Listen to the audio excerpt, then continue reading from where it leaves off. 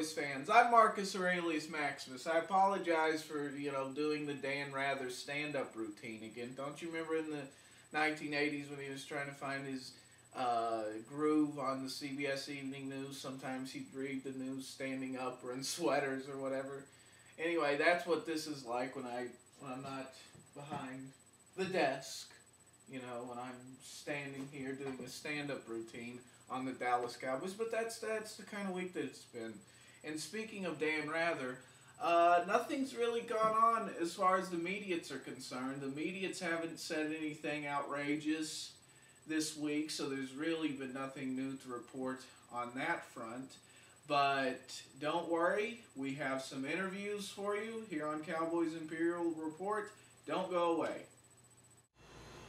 If you're looking for a website that provides insights on the NFL, NBA, MLB, and every sport in between, you can do no better than viewfromthebench.com. It also has a forum where you can chat with other fans. Viewfromthebench.com, a proud supporter of Cowboys Imperial Report.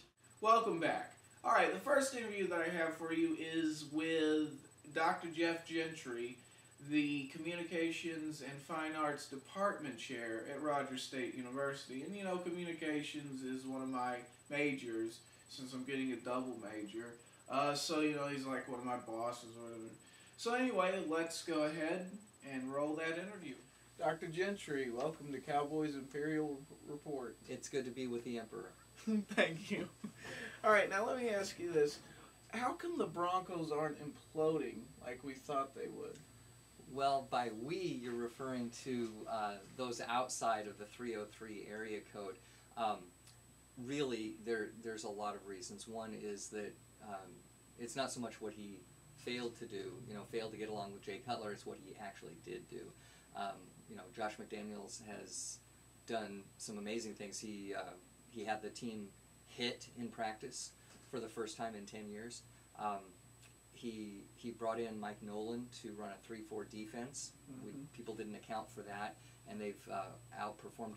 He also brought in some personnel that have been well above expectations. So yeah, I think everybody is surprised at a 3-0 start, although the competition hasn't been that good. But as far as imploding, that very well could have happened. But I think partly because of the Cutler issue, where he basically sent Jay Cutler on his way.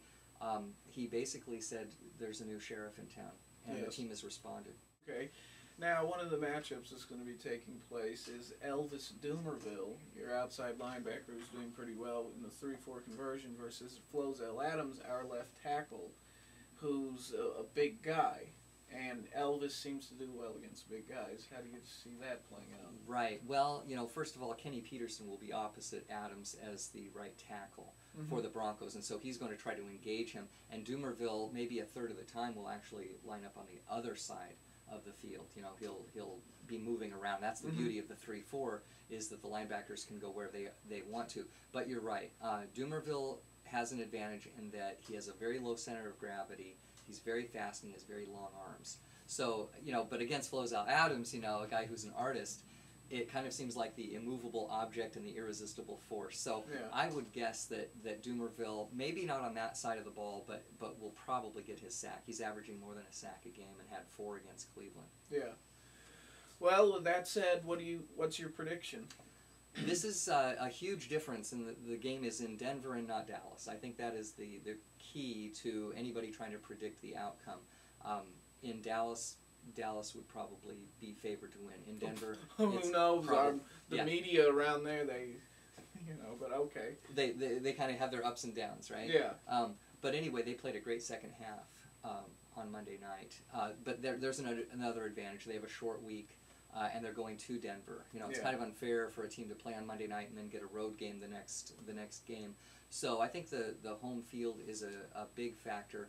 And so I would guess a low-scoring game, and I would have to pick the Broncos by 3. Well, naturally. But I'm trying to be analytical here. Thank you nonetheless, Dr. Gentry, for being on Cowboys Imperial Report. Appreciate it. All right, now the next interview that I have is with Texas Stadium Cowboy, a Dallas Cowboys fan living in Stanko land out there in Denver, Colorado there. So he has to listen to this all the time. Texas Stadium Cowboy, welcome to Cowboys Imperial Report. Now let me ask you something. Are the Stankos set for an implosion? Absolutely. If you look at their schedule, the next 5 games are atrocious.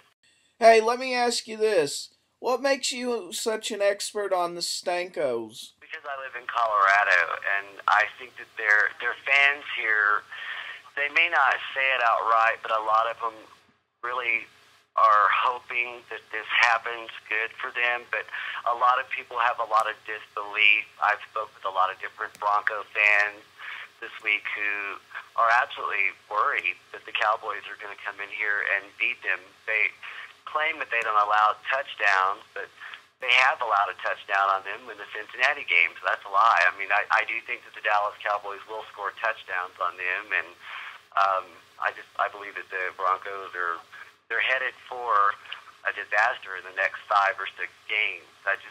I don't have a lot of faith in them. Period. I don't really see them going very far for obvious reasons that the coach is new. I mean, that doesn't really mean anything, but his inexperience and the really sluggish start that they had at the beginning of the year in preseason. The media talk with Brandon Marshall and his lack of productivity. I don't think it's going to be a really good season for the Broncos. Period. What weaknesses do the Stankos have? Offensively, they have a lot of weaknesses. I don't think that they can throw the ball down the field very well. I think defensively, they may not have any issues there, and they might. It's really hard to tell because of the teams that they played in Oakland, Cleveland, and in the fluke Cincinnati game. But the biggest weakness is their offense, especially the quarterback. I don't think they have a very good quarterback, period.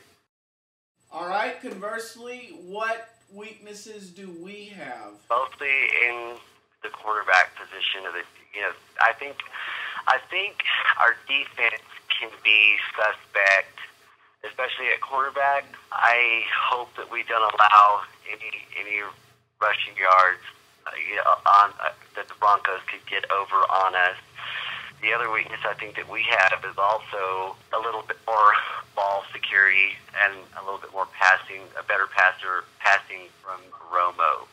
He needs to be a little bit more careful with the ball when he throws it instead of just throwing it away and getting in a hurry. That's what I think. All right, Texas Stadium Cowboy.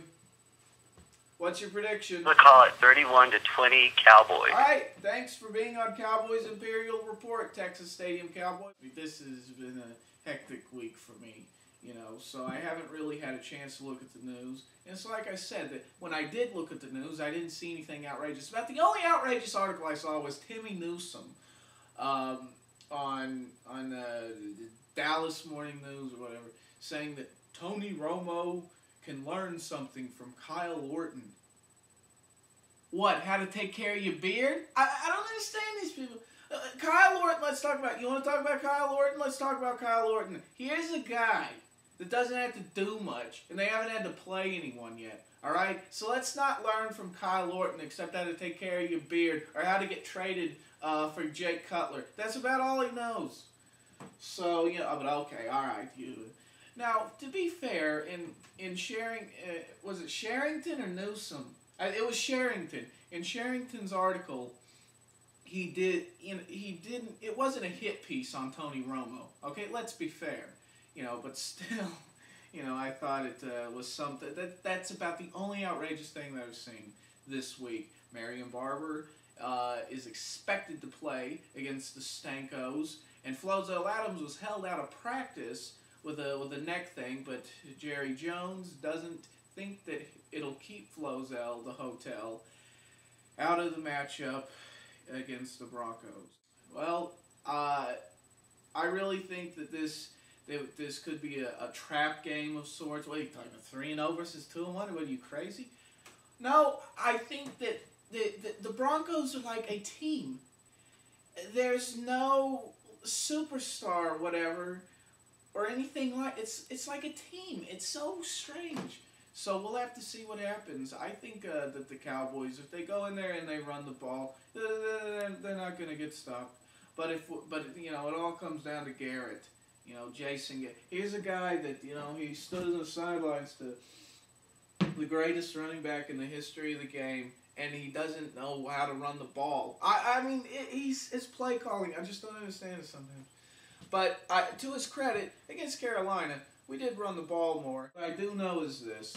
The Cowboys are going to go into Invesco Field at Mile High, and we're going to win 24-21. All right? That's what I do know. And I know you should watch Cowboys Imperial postgame right after the game to see what I have to say. Hopefully it'll be something after a win. I don't know if I could take a Cowboys loss. You know, I could take it, but I don't want to take it. All right, God save the Cowboys.